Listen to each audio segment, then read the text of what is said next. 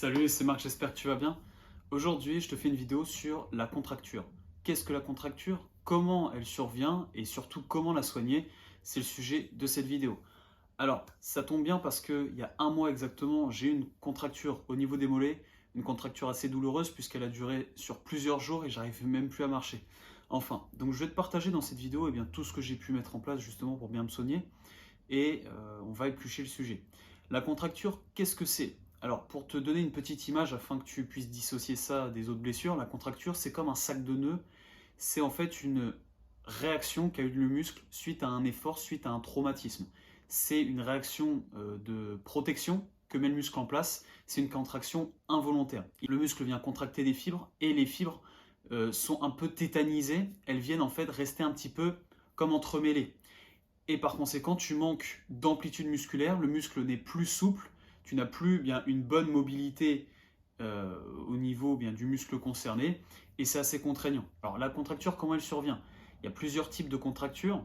La contracture un peu bénigne qu'on peut avoir, on va dire dans le quotidien, c'est le fameux faux mouvement. Quand tu fais un faux mouvement au niveau du cou et tu as une raideur qui s'est mise en fait parce que tu as fait un geste et en l'occurrence tu as un muscle qui est resté bloqué, c'est un petit peu ça l'image, eh bien tu as des raideurs, tu sens que tu as du mal par exemple à bouger les muscles au niveau du cou parce que les contractures surviennent généralement sur des muscles endurants. C'est la raison pour laquelle on en a au niveau des mollets, au niveau du cou, au niveau des quadriceps ou encore au niveau de la zone lombaire.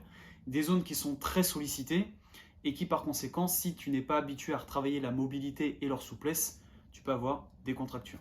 La contracture, elle survient d'un mauvais échauffement.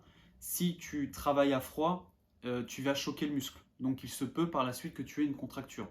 Tu as fait une grosse charge d'entraînement sur un muscle qui était froid et par conséquent il vient se protéger. Le deuxième facteur qui peut te causer une contracture, c'est la nutrition.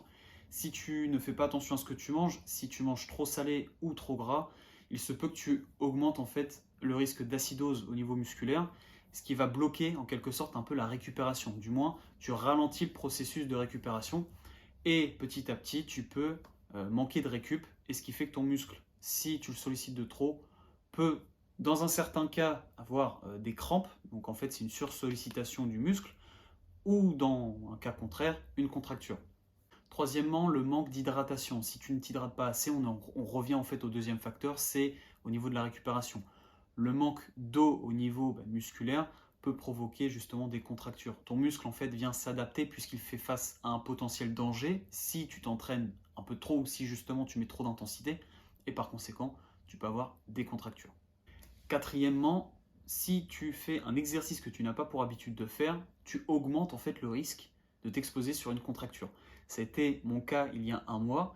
Je suis habitué à faire un peu de course à pied, je fais du dénivelé.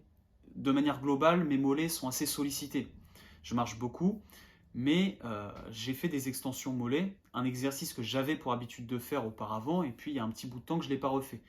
Quand je me suis remis sur cet exo et que j'ai mis beaucoup plus d'intensité que j'avais pour habitude de mettre sur mes mollets en temps normal, et bien là j'ai eu une grosse contracture sur une semaine.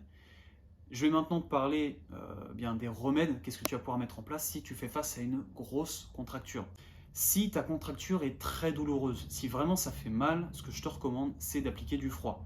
Certains ne seront peut-être pas d'accord avec moi, mais en attendant, le froid vient calmer la douleur. Si ça fait vraiment mal et que tu ne peux pas te déplacer, tu ne peux pas marcher parce que moi en l'occurrence j'avais mes mollets qui étaient vraiment très contractés, je ne pouvais même pas avoir une amplitude correcte et donc j'arrivais même pas à tendre ma jambe correctement. Si c'est ton cas, applique du froid, ça vient calmer la douleur, tu vas pouvoir marcher, limiter justement l'inflammation pendant quelques minutes. Si c'est sur l'espace d'une demi-heure, c'est toujours une demi-heure de gagné, tu peux le faire plusieurs fois par jour. Donc le premier jour, si vraiment c'est très douloureux, applique du froid. Maintenant, si tu as une contracture qui a une douleur raisonnable, c'est-à-dire que tu peux quand même marcher, c'est-à-dire que la contracture ne te bloque pas, ne t'handicape pas dans ton quotidien. Ce que tu peux faire, c'est le fameux bain baltique. Alterner chaud et froid vient améliorer la vascularisation.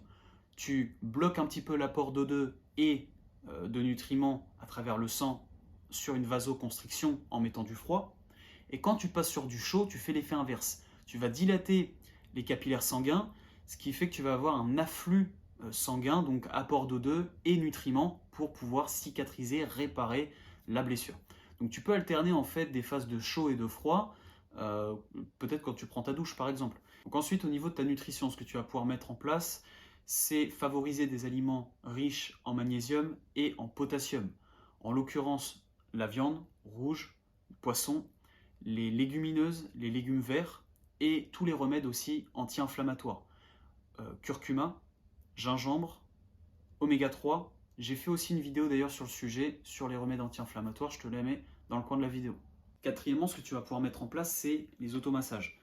Vas-y progressivement, masse sur une douleur qui est raisonnable. Ça ne sert à rien d'étirer et de pousser trop sur la contracture, puisque en fait, si tu forces sur une contracture, si tu étires une contracture, voire si tu ressollicites une contracture, si tu fais un exercice intense, tu t'exposes à une élongation, voire à une déchirure. Tout ce qu'on ne veut pas. En fait, tu aggraves la blessure. Donc vas-y tranquillement, si tu fais de l'automassage, justement c'est recommandé pour détendre le muscle. Applique du chaud pour le détendre juste avant. Ça va te permettre eh bien, de faciliter un petit peu le passage si tu as un rouleau de massage ou si tu masses simplement avec tes mains. Mais les automassages sont un très très bon moyen afin de dénouer et de retirer les tensions qu'a accumulé justement ton muscle. Et enfin, le cinquième et dernier conseil que je peux te donner, c'est du repos. Du repos, du repos, du repos. Et surtout, ne ressollicite pas, ne fais pas un effort intense sur le muscle concerné. De toute manière, tu ne vas pas pouvoir. Parce que justement, en plus de ça, tu t'exposes à la blessure et puis ça fait mal.